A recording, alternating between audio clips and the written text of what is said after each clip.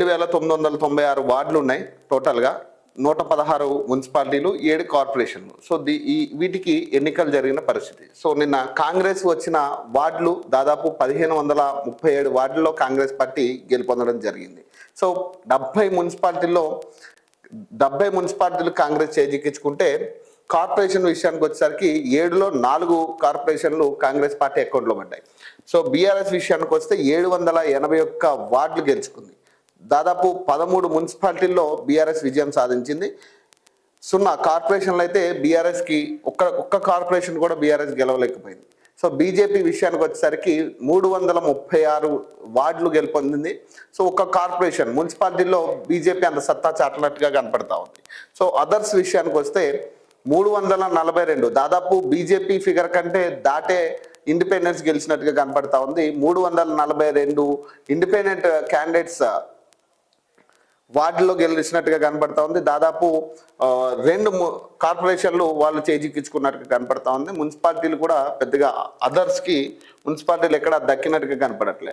Hung వచ్చేసరికి దాదాపు 33 స్థానాల్లో 33 మున్సిపాలిటీల్లో హంగ్ వచ్చినట్టుగా కనపడతా ఉంది. ఇది చాలా కీలకం.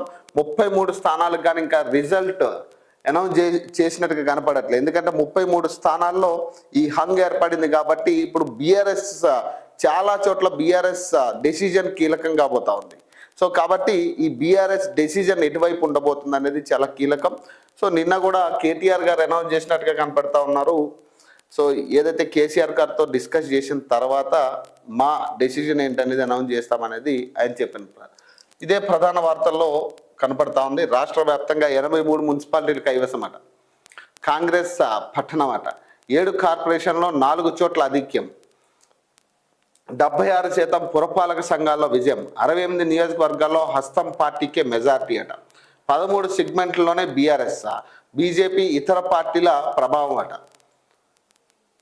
పట్టణ నగర ఓటర్ల కాంగ్రెస్కు బ్రహ్మరథం పట్టారు. రాష్ట్ర వ్యాప్తంగా ఈ నెల 11న 116 మున్సిపాలిటీలు, 7 కార్పొరేషన్లకు ఎన్నికలు జరగ్గా శుక్రవారం వెలువడిన ఫలితాల్లో దాదాపు 76% స్థానాల్లో అధికార పార్టీకే జైకొట్టారు. ప్రజాప్రభుత్వంపై పట్టణ ప్రజలకు ఉన్న విశ్వాసానికి ఈ రిజల్టే నిదర్శనమని రాజకీయ విశ్లేషకులు అభిప్రాయపడుతున్నారు. గత డిసెంబర్లో జరిగిన స్థానిక సంస్థల ఎన్నికల్లోనూ కాంగ్రెస్ పార్టీ అద్భుతమైన ఫలితాలు సాధించింది. అత్యధిక స్థానాలను కైవసం చేసుకుంది. అంటే పల్లెలైనా పట్టణాలైనా అధికార పార్టీకి తిరుగులేని పరిస్థితి ప్రస్తుతం ఉన్నట్టు కనిపిస్తుంది. రాష్ట్ర వ్యాప్తంగా 7 కార్పొరేషన్లకు ఎన్నికలు జరిగితే 4 చోట్ల కాంగ్రెస్ స్పష్టమైన ఆధిక్యాన్ని కనపరిచింది.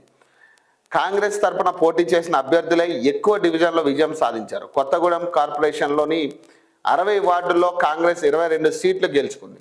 మిత్రపక్షంగా ఉన్న సిపిఐ సైతం 22 స్థానాలు విజయం సాధించింది. ఇతర పార్టీలు, ఇండిపెండెంట్లు కలిసి మిగతా స్థానాలను కైవసం చేసుకున్నాయి. నిజామాబాద్, కరీంనగర్ కార్పొరేషన్లో అనిశ్చిత.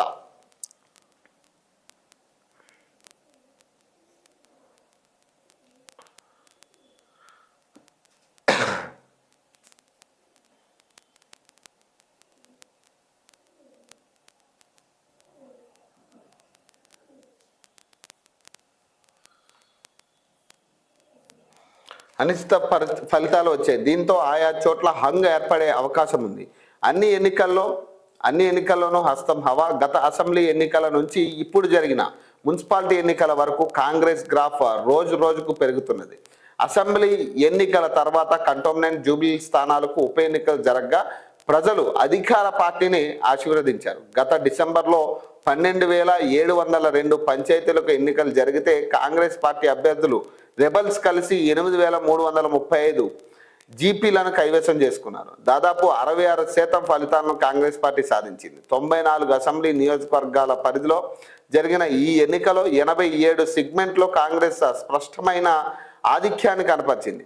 ఇప్పుడు మున్సిపాలిటీ ఫలితాలను చూస్తే కాంగ్రెస్ గ్రాఫ్ మరింత పెరిగినట్టు కనిపిస్తుంది. ఏకంగా 75.8 స్థానాలను హస్తం కైవసం చేసుకుంది. 81 అసెంబ్లీ నియోజకవర్గాల్లోని మున్సిపాలిటీల్లో ఎన్నికలు జరిగితే 68 సెగ్మెంట్లో కాంగ్రెస్ మెజార్టీ సాధించింది. బీఆర్ఎస్, బీజేపీ ఇతర పార్టీలు కలిసి 13 నియోజకవర్గాల్లో మాత్రమే కొంత ప్రభావం చూపగలిగాయట. దాదాపు 81 అసెంబ్లీ నియోజకవర్గాల మున్సిపాలిటీల్లో జరిగితే 68 సెగ్మెంట్లో దాదాపు 68 సెగ్మెంట్లో కాంగ్రెస్ పార్టీ మెజార్టీ సాధించిందట. మరి ఎక్కడికక్కడ చూడు, ఒక పక్కన మనం మాట్లాడుకుంటూనే ఉన్నాం కాంగ్రెస్ పార్టీ అయిపోయింది, కాంగ్రెస్ పార్టీ పని అయిపోయింది. సో ఈ ఉమ్మడి నల్గొండ జిల్లా విషయానికి వచ్చేసరికి 20 వార్డులు గెలుచుకుంది. 20 వార్డులు ఉన్నాయి. 11 వార్డులు కాంగ్రెస్ పార్టీ, 6 వార్డులు బీఆర్ఎస్ పార్టీ, 1 వార్డు బీజేపీ, ఇతరులు 2. ఇక్కడ మెజార్టీ కాంగ్రెస్కి వచ్చింది. సో ఇట్లాంటి ఏరియాలు ఇప్పుడు చౌటుప్పల్ లాంటి ఏరియాలు ఉన్నాయి. చౌటుప్పల్లో 20 వార్డుల్లోనూ 13 వార్డులు కాంగ్రెస్ పార్టీ గెలుచుకుంటే 3 వార్డులు బీఆర్ఎస్, 3 బీజేపీ. సో ఇతరులు 1. ఇక్కడ కాంగ్రెస్ పార్టీ చౌటుప్పల్ కూడా కాంగ్రెస్ పార్టీ అకౌంట్లో పడినట్టుగా కనబడుతుంది. సో నిజామాబాద్ విషయానికి వచ్చేసరికి భీమ్గల్లో 12 వార్డులు ఉంటే 8 వార్డులు కాంగ్రెస్, 4 వార్డులు బీఆర్ఎస్ చేజిక్కించుకుని కాంగ్రెస్ అక్కడ మెజార్టీ సాధించింది. ఆర్మూర్ విషయానికి వచ్చేసరికి ఆర్మూర్లో చాలా టైట్ ఫైట్, చాలా మాట చాలా గట్టిగా జరిగింది. అక్కడ ఫైట్ కూడా, ప్రచారాలు కూడా బీజేపీ వర్సెస్ బీఆర్ఎస్ కాంగ్రెస్ అట్లా 3 పార్టీల మధ్యలో గట్టి మాటల యుద్ధమే నడిచింది. సో ఇక్కడ 36 వార్డులు ఉంటే ఆర్మూర్లో 19 వార్డులు కాంగ్రెస్ గెలుచుకుంటే బీఆర్ఎస్ 5 వార్డులు, బీజేపీ 8 వార్డులు, ఎంఐఎం 1 వార్డు, ఇతరులు 3 వార్డులు. అంటే ఇక్కడ కాంగ్రెస్ పార్టీ మెజార్టీ సాధించింది. సో కామారెడ్డిలో కూడా 49 వార్డులు ఉంటే 19 కాంగ్రెస్ గెలుచుకుంది ఇక్కడ. సో బీఆర్ఎస్ 11 స్థానాల్లో 11 వార్డులు గెలుచుకుంది. సో 16 వార్డులు బీజేపీ, 3 వార్డులు ఇతరులు. ఇక్కడ కాంగ్రెస్ మెజార్టీ సాధించింది.